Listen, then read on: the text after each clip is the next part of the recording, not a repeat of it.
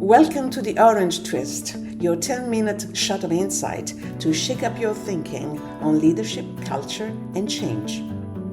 Hosted by Giovanna D'Alessio, Master Certified Coach. Episode 4, The Emotional Understory of Change. We talk a lot about change in organizations.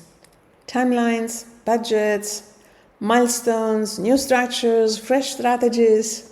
But here's the thing, the real work of change. It doesn't live in PowerPoint slides. It lives in the messy, unspoken emotional undercurrents that ripple through leaders and employees alike.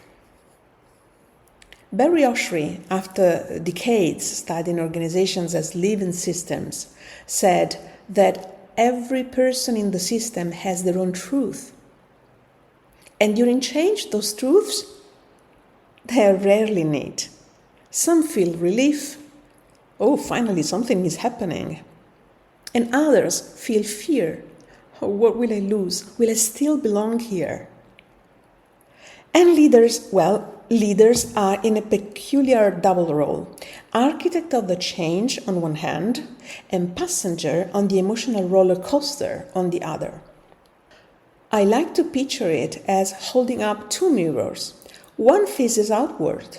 It reflects how you believe the company can and should transform, and the other turns inward, showing your own anxieties, hopes, and doubts. Here's the trap. Many leaders hide that second mirror. They put on the armor. They equate strength with certainty. But Otto Scharmer in Theory U reminds us, transformation requires presence, the courage to suspend judgment, to stay open, to connect to a future not yet fully formed. And here's the paradox. If you ignore your own emotions, you signal to others that emotions don't matter, or worse, that they're unsafe to share. And when fear goes underground, it doesn't disappear. It resurfaces later as resistance or disengagement or quiet resignation. Richard Barrett once said, organizations don't transform, people do. And people transform only when they feel safe. So that's why emotional literacy is not a soft skill, it's a leadership muscle, a core capacity. So, what is emotional literacy? It begins with naming. Can you name your own feelings precisely without judgment? Can you name what others might be feeling? Not to fix, just to see clearly. Because whatever remains unseen will quietly control the system. Well, let me give you an example. Imagine you notice a heavy sense of loss in your team. Instead of cheering people up, acknowledge it. You might say, I sense some loss around this change. I feel it too. Let's talk about what's ending and what we might be grieving. That's not slowing things down. That's helping people metabolize change. And only then can they truly move forward. Now, a word of urgency. John Cotter describes false urgency. It's when leaders push for speed, hoping to outrun discomfort. But unprocessed emotions travel with us. You can be in phase 2 on the project plan, but emotionally still stuck at phase 0.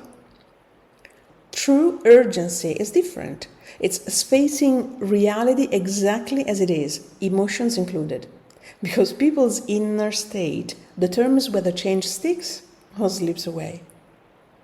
So, how do you navigate this emotional terrain? You don't need a fancy toolkit, but you do need consistent practices. So, start meetings with a one-word emotional check-in. Pause before speaking. What am I feeling right now? And what might they be feeling? Create spaces for collective sense-making. Not just about operations, but about emotions. These small rituals normalize emotional presence, and they remind people you're not alone in this. And there's more, a deeper layer. Joseph Jaworski talks about synchronicity, those rare moments when people move together with ease, almost magically. That doesn't come from a decree, it comes from shared readiness, emotional, spiritual, relational. Change is always a letting go of roles, of identities, of past successes, and it's always a stepping into the unknown. Byron Katie would remind us that the stress isn't in the future, it's in the stories that we tell ourselves about it. Let me tell it one more time. The stress isn't in the future, it's in the stories that we tell ourselves about it. So what if we met that unknown with curiosity rather than fear? So here's my invitation. If you're leading change, remember, you're not just rolling out a plan. You're stewarding an emotional journey. You're the translator between what is and what could be. And maybe the true measure of success isn't whether the rollout went live on schedule, but whether your people emerged more resilient, more connected, more whole. Well, may you lead with presence, see yourself in both mirrors, and walk through change not as a checklist to complete, but as a shared story to live. And if something stirs in you today, share with someone else navigating change. And until next time, I'm Giovanna D'Alessio, and this is The Orange Twist.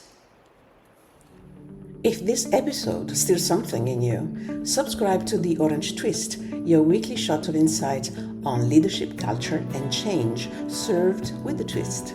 So join me next time for another fresh pour of perspective.